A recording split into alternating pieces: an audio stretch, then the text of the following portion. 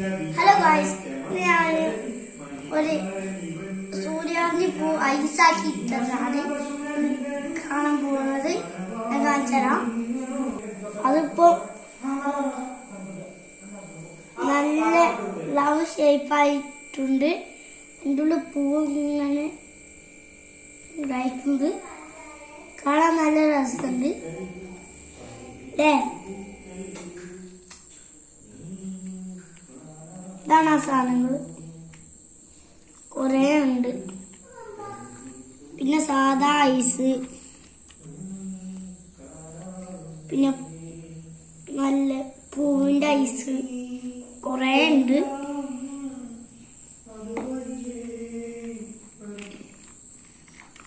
കണ്ടോളി.